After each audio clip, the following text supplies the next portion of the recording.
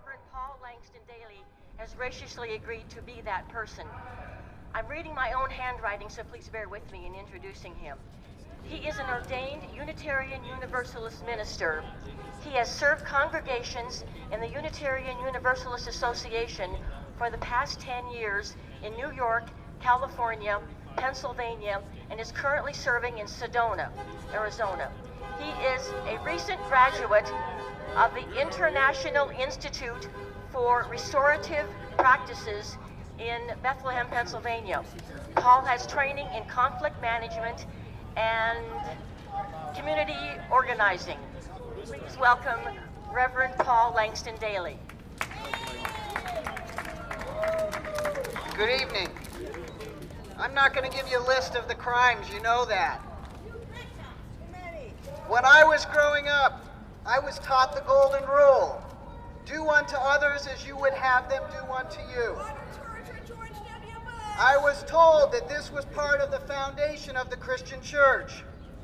I was not told, do unto others as they have done to you, or do unto others as you would have them do unto you only when you want to.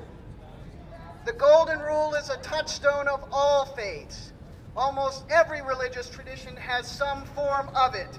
It calls us to recognize the dignity and worth of all people, to treat each other with respect, and to see each other as human beings. When I was growing up, torture was not taught as a Christian value. In fact, I was taught that the church learned this lesson during the Inquisition. This was a dark time in Christian history.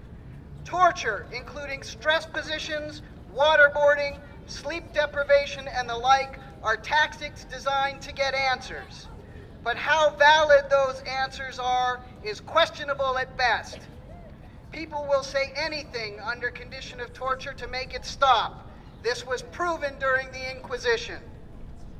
War does horrible things to people. Some believe that in war we must necessarily treat each other as inhuman.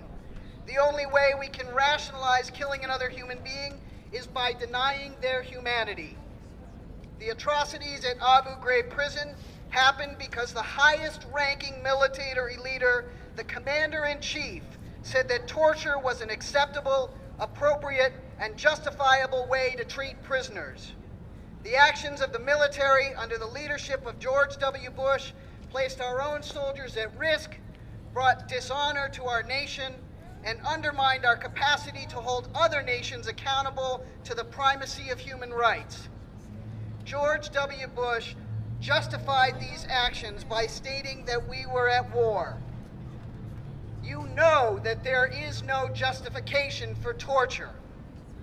I am ashamed that a Christian institution would honor anyone who not only supported but advocated unequivocally and without apology the use of torture. My faith as a Unitarian Universalist teaches me that all people are created in the image of God, that all people have inherent worth and dignity, and that all people deserve to be treated with respect. My faith teaches me to stand on the side of love. George W. Bush should not be honored, but rather tried for war crimes and crimes against humanity. I pray that God has more mercy for him than he has for others. Thank you.